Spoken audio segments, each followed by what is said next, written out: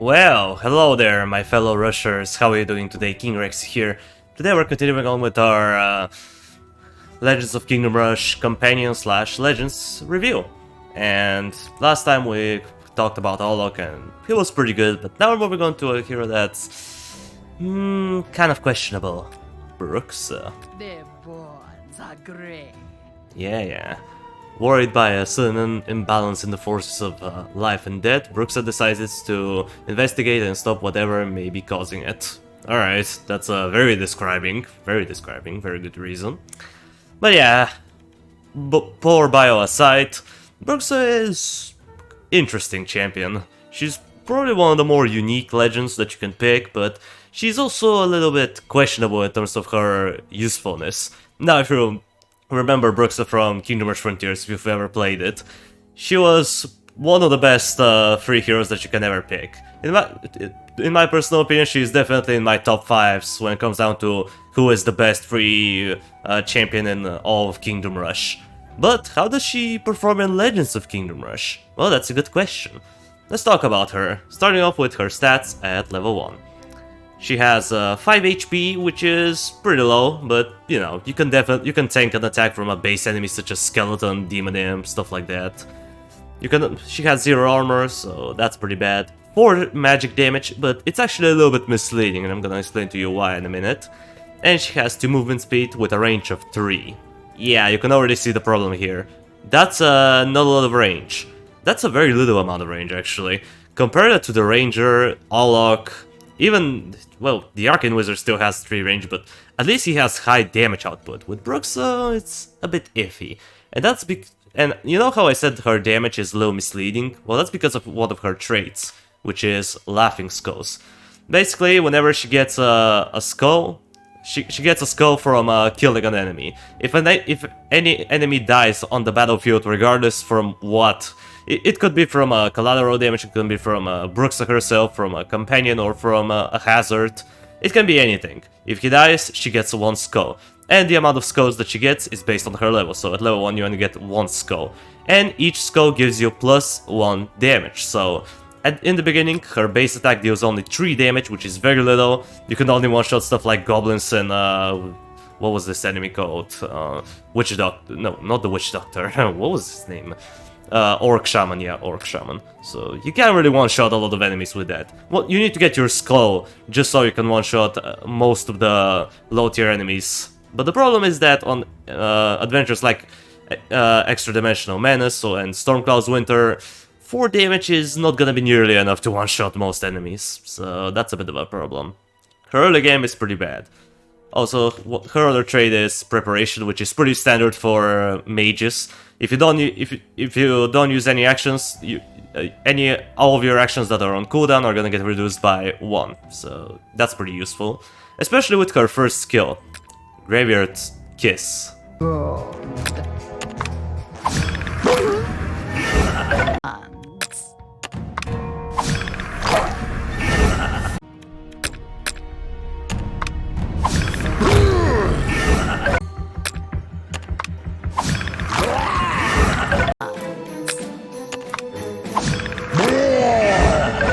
Yeah, this skill is relatively good. It deals, even though it says 5 damage, it actually deals her.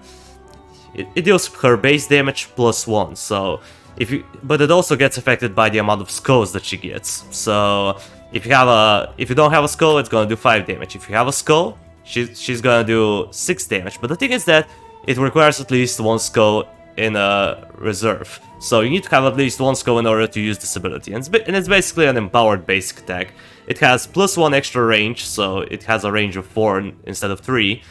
And it has a 2 turns cooldown, so you could use it pretty much you can use it a lot of times, which is good. The only problem is that it's a full action, so you already have to be in a position before using it. It's kind of good in the early game when she doesn't really have enough damage to one-shot a lot of enemies. The Graveyard Kiss can be really useful, but if an enemy has like 2 or more armor, then Graveyard Kiss is kind of meh. You'll be better off with using your Voodoo Blast instead. So yeah, her level 1 is pretty bad, but what about her level 2? Well, let's talk about it. She has 7 HP now. She still has 0 armor, her damage gets increased to 5, She still has 2 movement speed and her range stays unchanged. So yeah, that's not that good. She doesn't get that much better. At least not as she doesn't get as good as you would expect her to be. But at least now she can hold 2 skulls. But the thing is that even if you hold 1 skull, you still get 5 damage because her base damage gets increased from 3 to 4. And once you get to your first skull, you do 5 damage. However, after you get your second skull, because as I said, laughing skulls is scales with her level, even if you get your secondary skull, her damage is still the same. She still deals 5 damage, not 6, which I'm not sure why it works like this, but it does. And yeah, that's pretty much it. But the real power comes from her abilities at level 2. Well, one in particular. And the first one is not the one that I'm talking about, but let's talk about it anyway. Mystic Slumber. Let's dance.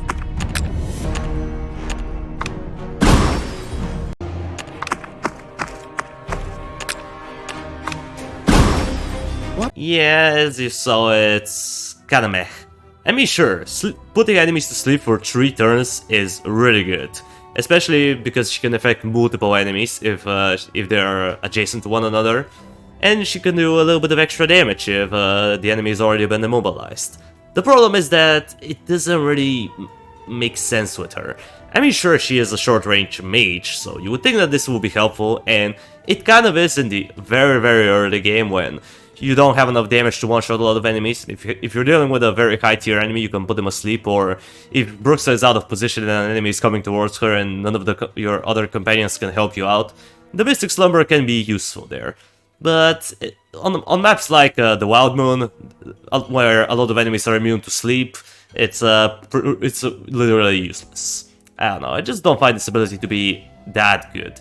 I can see it being useful in very, very specific situations, but for the most part, her next ability just outclasses it completely. Voodoo Ritual.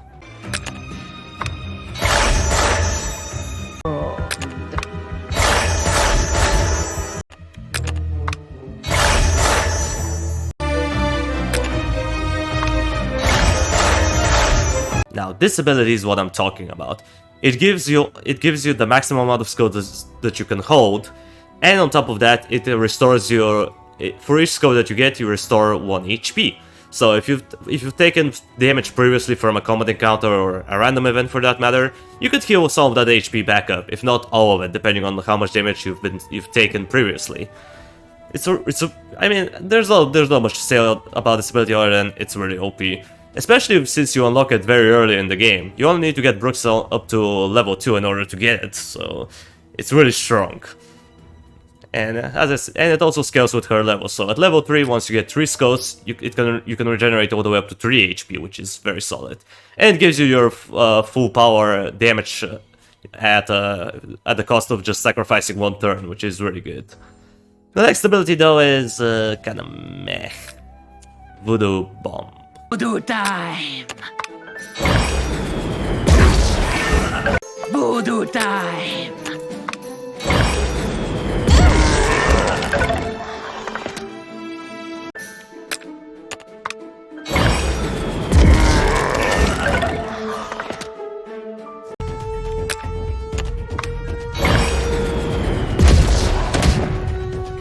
Yeah, that skill is just trash. It deals her base damage -2, so yeah, I don't know what to say about this, it's just bad. I mean, come on. An AoE attack that deals only 3 damage is very pathetic. I mean, sure, at level 3 it deals 4 damage, but even then, I don't know, I just don't find this ability to be that good, especially because you can have other companions alongside you. And if you have someone like the Bombardier as a 4th companion, then you don't really need any area damage, but I guess if you really, really are lacking AoE, then I guess Voodoo Bomb is the best option, quote-unquote, but for the most part, it's very bad. It's kind of like Olog's Burning Claw, where you unlock it so late into the game after so much grind, just to get an ability that you're never gonna use again after you see how bad it is. So yeah, in my opinion, Voodoo Ritual, every time. It's in my opinion, her second strongest skill. Who is the first one? You're gonna find out in a bit. Because now we have to talk about Bruxa at level 3, and that's where the real magic starts to happen. Now she has a lot of HP, as you can see. That's a very chunky amount of HP. That's more than the Dark Knight. That's, I think, a little bit more than the Knight. I think the Knight only has 8 HP at level 3, so she does have a lot of HP. That's very admirable. But she still has 0 armor. Her damage gets increased all the way up to 8 though, and that's very big. 8 is a very big threshold. You can one-shot a lot of enemies such as Trolls, Asheran Warlocks, and Demon Hounds, to name a few. That's very, very strong. Her movement speed stays the same, but she does get, finally, a range increase. So now she has 4 range instead of 3. So that's very, very big. Getting an additional range is very positive for her. But her real power really comes from the abilities. At least one of the abilities. The other two are okay, but they're not as good. Let's talk about her first skill. Skull Sacrifice.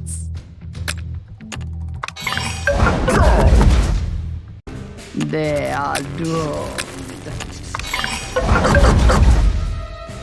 That's done. They are doomed.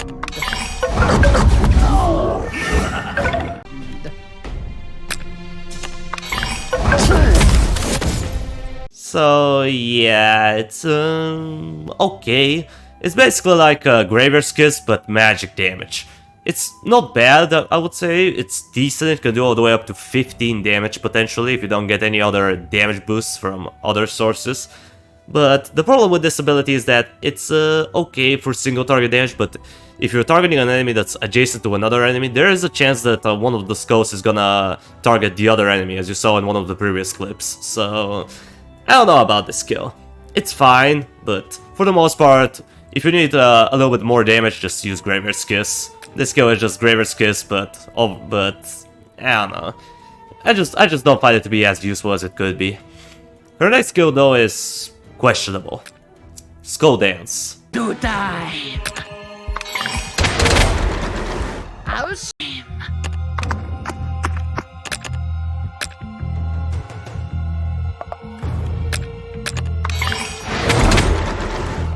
Blade is thirsty.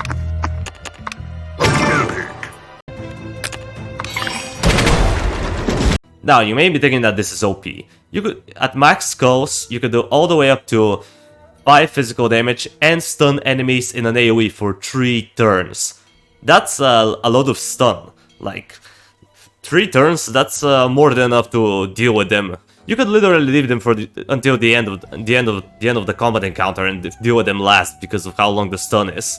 The problem is there too though. One, it's a melee skill, so you have to be already adjacent to a lot of enemies in order for this to happen. And you need all of your skulls in order to get the maximum stun potential and the damage. So I just don't find this to be that good. Again, it kinda contradicts with the Bruxa's playstyle. Even though she's a short-range mage, she's not meant to be like really coming up and close and being in the enemy's faces. She's not a frontliner. I just don't think this ability really synergizes well with her kit. But it's definitely pretty nifty if you wanna use it. If you wanna get a lot of stuns off, then I guess you can give this ability a try. But why would you do that when you have your last ability, which is pretty OP? Voodoo Doll.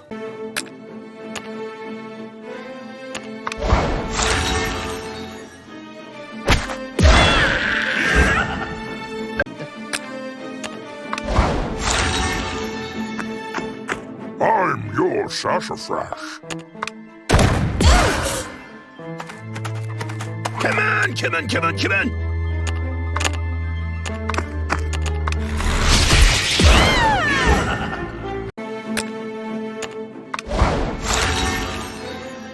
Get behind me.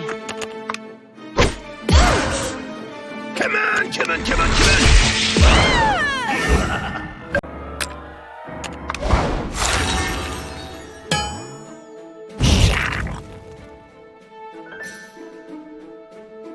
Turn to Sasquatch!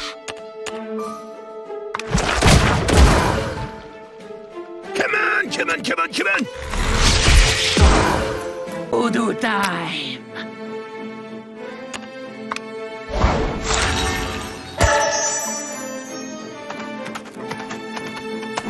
Smash!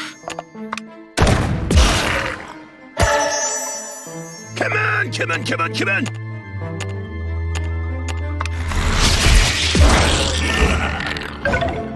Yeah, that skill is busted. It has only 4 turns cooldown and it's a full action, but being able to target any enemy on the map, regardless of distance, is OP. And if you damage the doll, it deals true damage. So if you target an enemy that has a lot of armor, like a Magma Golem for example, who has 6 armor, you could just shred through his HP in a matter of like 1 or 2 turns, without him even being able to do anything. That's very OP, especially if you're using it against other enemies such as Unblinded Exultant or Asherman Enchantresses. It's probably one of the best ways to deal with them with the Voodoo Doll. Very OP ability. I would say this is by far Bruxa's best skill. Very busted, not much to say other than just use it. Whenever you unlock it, after you get to the grueling grind of getting her from level 4 to level 5, just use this skill and have fun with it. So yeah, Bruxa, what do I have to say about her in conclusion? Well, she is really strong at level 3. She's probably one of the strongest legends at level 3 to begin with. The problem is that at level 1 and 2, she just doesn't seem to do that much. You need to get her up to level 3 as fast as possible. She's a very high priority target, so you need to combine her with a very specific party. You need to use her with party members that don't really suffer from not being leveled up for a long time. For example, you can combine her with, let's say, the Knight and the Zapper. This is usually a pretty good combination because the Knight is relatively good at level 1 and she doesn't really need to get any higher than that. You can keep her at level 1 and she's still gonna be good. And the Zapper has one of the strongest level 1s in the game, so you don't really need to level him up as fast as possible. But again, because of her high leveling up priorities, you can't combine her with whoever you want. So that's kinda my only issue with her. But once you get her up to level 3, she is a powerhouse. In my opinion, she deserves, I would say, a 7 out of 10. She's good, she's decent overall, but I think she could have been a little bit better in the early game, just a little bit. But other than that, she is decent, I guess. She's definitely very unique though, so that's a positive, I suppose. So yeah guys, well, with that out of the way, that's gonna do it for today's video. Thank you everybody so much for watching.